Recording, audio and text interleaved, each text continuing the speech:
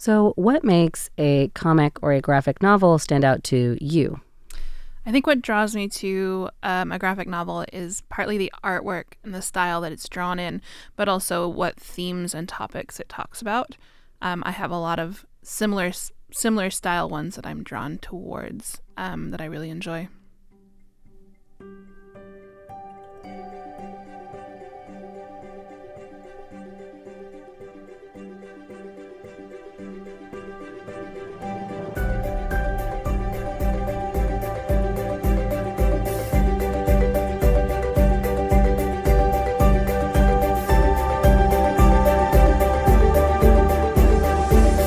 Hello, everyone, and welcome to Tales of Our Times. This is a show where we discuss the stories that move us, what makes them so meaningful, and why others could or should find meaning in them as well. This is not a spoiler-free show, so bear that in mind as you continue to listen. We tackle books, movies, podcasts, comics, and more. Where there's a story, there's a reason to read. I'm your host, Amanda Stevens, and joining me today is our wonderful returning guest, Cat Trites. Hello. Welcome back into the studio, Cat. Thanks. How have you been? I'm great. So, Cat has been on a couple of these episodes before, but we continue to welcome her back because she is one of the most bibliophilic people that I know, meaning well-read and constantly reading and constantly absorbing media. So I feel like I always have a lot to talk about with you, and it is rarely the same thing. True. To that end, I know you've been on before. Is there anything you want people to know about you before you tell us what story you've brought today? My name is Kat. Today's my birthday, so I'm 34 now. Happy birthday! I'm a teacher here in Taiwan. I work with young children, and reading and literature is one of my passions. Mm-hmm. And also what you studied. And that's also what I studied. It's another reason I like to bring you in here. So what have you brought for us today? It is more different than I think many of the other things we've discussed up until this point. Usually I bring in novel-style books,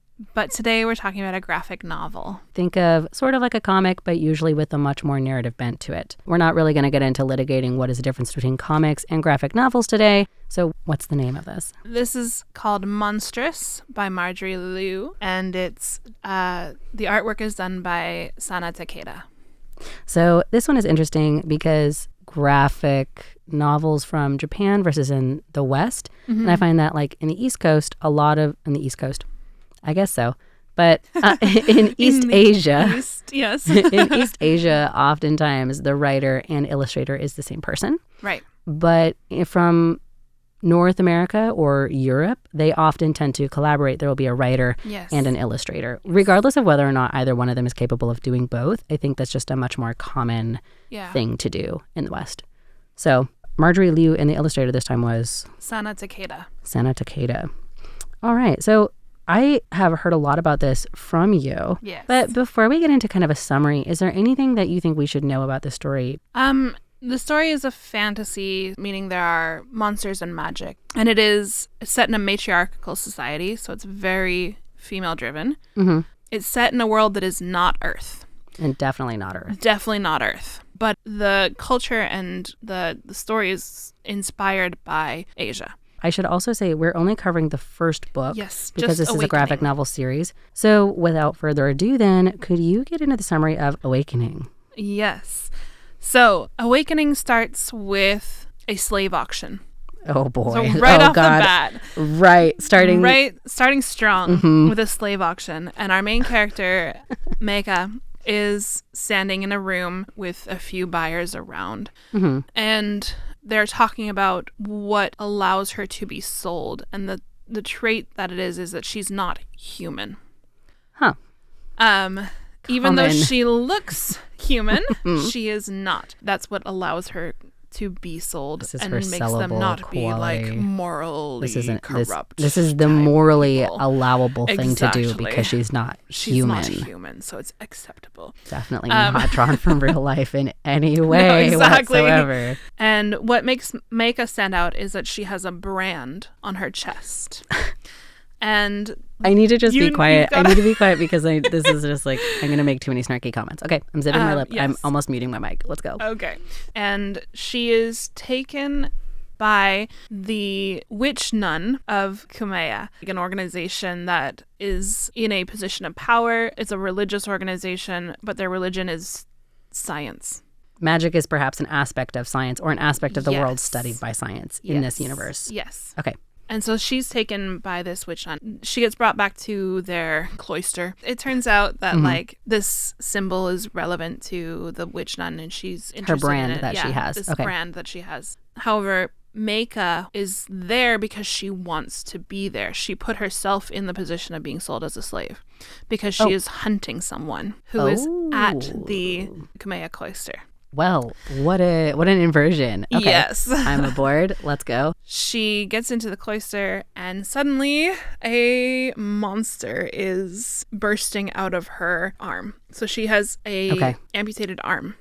Okay. Yes. So Meika usually, when she appears as a human, would also then appear to just have one arm. She has half an arm, amputated at the elbow. Okay. Yes. So then once she gets to the cloister, that arm that is amputated up to the elbow then becomes a monster arm, or the monster kind of like pops out of that arm. Out of her arm. Yeah. Now, do you mean that like, or she is the bottle for the genie and the monster pops out of it, or like the monster is physically tethered to her, or she becomes the monster like a werewolf? Tethered to her, but it is a separate entity.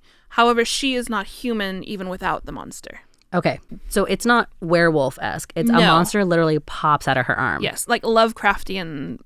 Like gross. I love it. Yes. Let's go. Okay, so now at the cloister, there's a monster running around. It's connected to her arm. Yeah. She basically destroys. Like The just cloister. goes through. Yeah. Absolute destruction. She and the monster Goes on a working rampage. together, or the monster Yes. through her? She has a goal in mind, so she's headed somewhere specific, and she and the monster are working together at this point. Okay. And they're like, I mean, the monster is causing its own destruction. Yeah, they're kind of like burning it up. It's like releasing a rabid dog. Yes. Okay, I got it. Her goal is to find this witch nun named Yvette, who used to be friends with her mother. And we learn that Yvette has this mask that she and Meika's mother had found. And Yvette has this weird, like, Gollum relationship to this mask, like Lord of the Rings Gollum. Oh, okay. Where it's like, this is her precious thing, and she's like... It might be manipulating her. Yeah. Like she's magically perhaps cursed or compelled to want to keep and Yes. protect and obsess over this mask. Yeah, obsess is the right word, yes. Okay. And we learn that Yvette is the reason why Meika's arm is amputated, and is also the reason, the mask and Yvette are also the reason that this monster resides in Meika's arm. Okay. So Is this I don't know. No, I'm not going to ask. Keep going. so Meika fights Yvette, beats her, kills her, takes the mask. And then this confrontation with Yvette raised more questions about Meika's mother. So now she's on a goal trying to find answers to these questions that she now has about her own mother.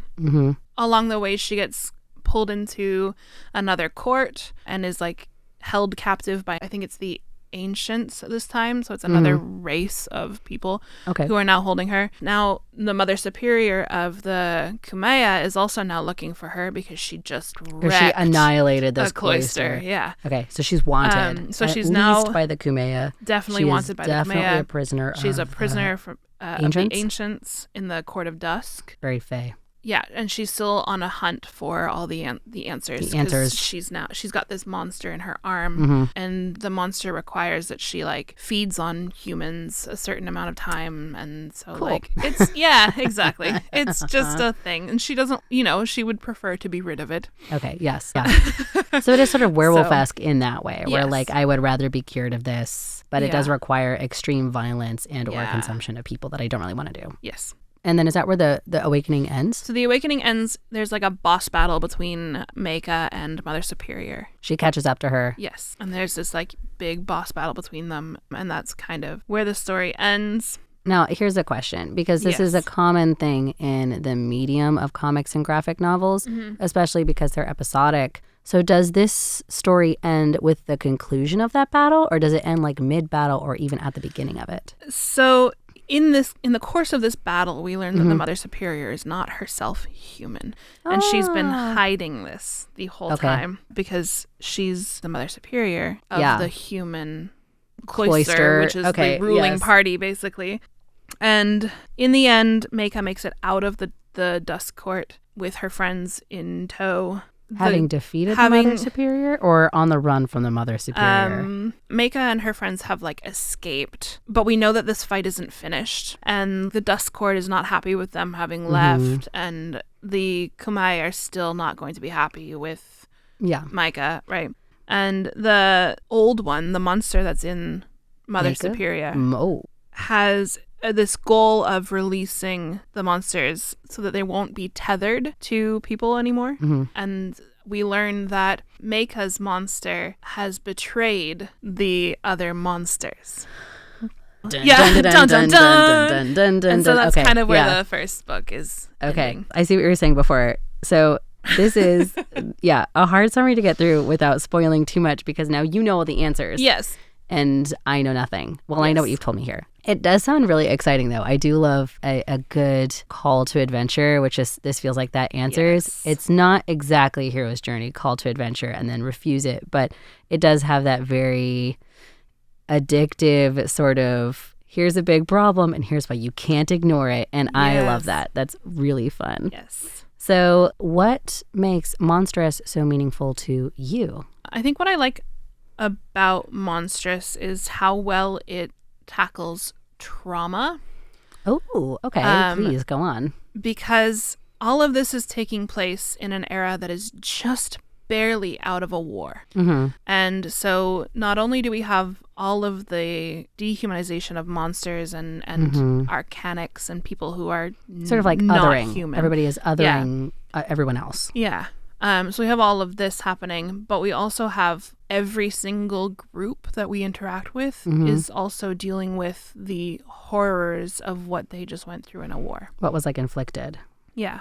Can I ask a question then? Was this war that you're talking about, is it sort of like a World War-esque, like everybody got involved, nobody's getting out clean kind of thing? So the war started because the humans always got always the humans got deep into science and basically started othering everybody else and deciding they were less. Other like but fantasy also, races or like even fantasy races of perhaps people they also that are not. realized that they could harvest magic from other people, and they could use this harvested magic to heal themselves or to raise the dead. Oh, and I'm sure that went well. And there I'm sure weren't that any went problems. great. Exactly. Right. Okay. So then in this case, the humans would be like taking a fantasy elf, for example, and then kind of like ripping the magic out of them and then using it for their own devices and kind of using these other species, these other sentient species as basically magic batteries. Yes. Okay. So that didn't go over very well. Yeah. And there was a war. And so the series overall, but especially I guess in this first book then, a lot of these times these are really like establishing books. They kind of are trying to set a lot of this up. Yes. So do you still see a lot of that trauma reflected in the people that you meet?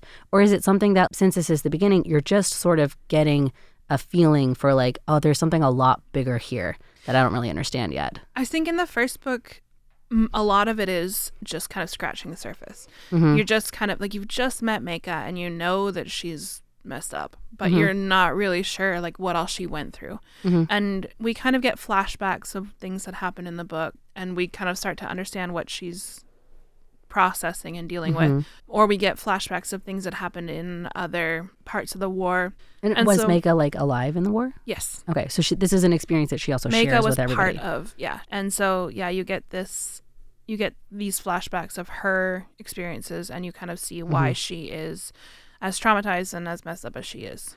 And so then, before I ask you, like, what do you think makes this a tale of our time, I want to ask to dig into that just a little bit deeper, because it's the handling of the trauma, which is something you said that you like. So what do you mean by that when you say, like, how the material handles these characters, and especially the main characters, like personalized trauma? I think a lot of stories tend to balk at going deep into trauma and like getting gritty and dark with it, and Monstrous doesn't. Monstrous goes way in, and it gets dark. It feels like it started there. Yeah. I had to like, it starts dark and it doesn't get any lighter. I had to lean way back from the mic to stop from like adding commentary as to like, and we're just adding layers of badness and it's to getting this. worse, and everything's getting more worse. She's got mom trauma now. Like, yeah, everything just kind of piles on. But it feels like the way that you're describing it, it still holds weight. Like it doesn't ever feel like it gets into the light tropiness, even though, like we've discussed, tropes are not a bad thing. But sometimes when we start these stories, and especially in graphic mediums, like they can get into sort of a like trite, like background layering of trauma. And it sounds like that is not what happens with Monstress's handling of it. No, I feel like they don't shy away from recognizing how dark it can get, but there's consistently something that pulls it back. So one of the other reasons that I love this book is because there's so many amazing female friendships. And Preach. Yes. And so the a lot of these trauma arcs happen, but we have all these female friendships that kind of keep it positive and keep it going. Maika, or able to like pull people out from like that spiral. Yeah. Maika's starts off her story with her best friend Tuya, and Tuya is like, are you sure you want to be doing this? Like, are you not like, actually good? You're not. Yeah. This isn't like a weird suicide attempt, is it? Like, you're going into this place that wants to kill you. Are you actually good? And we start strong with like, hey, hold on. And that kind of like checking in, that like support continues through the series. Yeah. So then what do you think makes Monstrous, and more specifically Awakening, a tale of our time? Or another way to say that would be, what meaning do you think other people could find in it as well? If that's not it, if it's not sort of support through hard times. I think I think that what makes this so powerful and so relevant is how it handles all these sorts of different issues that come up. So there's racism, right? You have the religious aspect, where people either go too far into religion, or like maybe religion can be a positive thing. Maybe like not far enough in terms of like, I don't believe in anything and everyone is subordinate to whoever wins. Yeah. Darwinism to the extreme. So you have all these different concepts that are like the overarching issues and that people are fighting wars over. But then you have these powerful friendships that are happening, and these powerful relationships between people not always from the same race, and they're able to kind of overcome all this and work together for whatever their purpose is. And I feel like that's very powerful. Yeah. It's always nice. Like, it's always nice to see, and it is always like really well to see it done really well. I got all my words mixed up, but I wanted to say, like, it's always nice to see it done well. Yes. Because the theme of like crossing into and like befriending the other, or like rehumanizing something, and especially a group of people who perhaps culture or those in power would prefer that you didn't, for me always hits really hard. But sometimes, like we were saying before with the trauma, it can really feel like we're just hitting the message over the head, or like not trusting the readers to get it. So whenever you can get that in a nuanced and what feels like a real or believable way of people crossing those bridges, I think that it can result in a very powerful story. Yes, I agree. So we're out of time. But before we go, if you could give Monstrous Awakening a one-phrase subtitle of your very own, what would that be? Oh, I dropped my pen, sorry. So my short subtitle is, We Are All a Little Bit Monstrous. Oh, wait, did you do that by yourself? I did. I literally wrote it in here so I would remember it. I know you're a writer, and I do this a lot, but like, wow, that's so fun. We are all a little bit monstrous. I love it. Thank you. Honestly, that made me want to go read the book like more, just like listening to your subtitle more than, not even more than the summary, but like this is, now I feel like I'm getting it back to the imagery of like piling things on. Like this makes me want to read it a lot. Yay. Very good. Oh man, but we are out of time. So, Kat, as always, thank you for coming back on the show. Thank you. It is such a joy to have you. Thanks. And thank you to all you listeners out there. This has been Tales of Our Time on Radio Taiwan International. I was your host, Amanda Stevens, with today's returning guest, Cat Trites. And today we were discussing the first book of the Monstrous series by Marjorie Liu and Sana Takeda, Awakening. We are all a little bit monstrous. A tale of our time. We'll see you next time.